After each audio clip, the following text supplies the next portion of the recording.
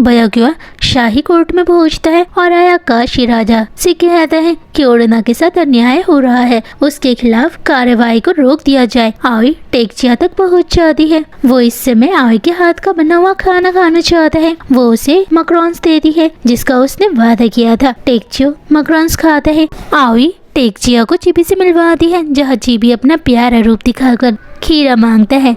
टेक्चिया उसे खीरा खिलाता है। तभी वहाँ जाकुरो आती है। वह आयु को बताती है टेक्चिया फिलहाल कहीं नहीं जा रहा है। राजा ने उससे कहा है कि वो टेक्चियो को खाना खिलाए और जनरल अकुगुमा टेक्चियो की रक्षा करेगा। जाकुरो आयु से कहती है वह उसके बनाए मकरॉन्स का स्वाद लेना चाहती है। वो मकरॉन्स को खाकर उसकी तारीफ करती है, लेकिन कहती है कि यह मिठाई ज्यादा दिन तक नहीं चल पाएगी। आयु का खाना आयाकाशी को इसलिए अच्छा लग रहा है क्योंकि ये नया है। जैसे ही लोगों को उसकी आदत हो जाएगी आयु को फुला दिया जाएगा।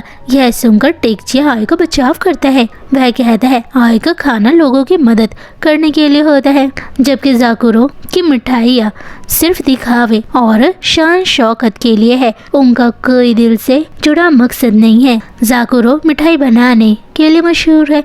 आयु भी कहती है रेसिपी हमेशा अकेले रहे या नहीं, इससे फर्क नहीं पड़ता। असली बात यह है कि लोग उस खाने को खाकर खुश रहे। इसी बीच राजा मान लेता है कि उसने ओडना के साथ गलत किया है, लेकिन वो ये सच्चाई नजरअंदाज नहीं कर सकता है कि ओडना एक राक्षस है और नियम के अनुसार उसे कैद किया जाना चाहिए। तभी राइजू वहाँ आता है। उसके हाथ में एक रिवीलिंग मिरर है जिसकी मदद से वह ओडना का असली रूप सबके सामने उजागर कर देता है। इतना ही नहीं, उसी आईने से वह बयाक्युआ का असली रूप भी दिखा देता है। बयाक्युआ एक हाकुताकू है जो बुद्धिमान और पवित्र आयाकाशी माना जाते हैं। कई आयाकाशी उससे नफरत करते हैं क्योंकि वह उनकी छिपी कमजोरियां और इरादा देख सकते हैं। राजा उस पर देशद्रोह का इल्जाम इसलिए लगाता है क्योंकि बयाक्युआ का ज्ञान और प्रभाव उसकी सत्ता के लिए खतरा है।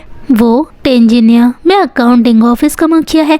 उसका नियम है बेकार चीजों में समय ना गवाना और अच्छे मौके में निवेश करना। राजा कहता है बयाक्युआ तुम जानते थे कि ओडना एक राक्षस है और यह बात तुमने मुझसे छुपाई, इसलिए अगली हाचियो मीटिंग में इस बात पर फैसला होगा कि तुम्हारे साथ क्या करना है।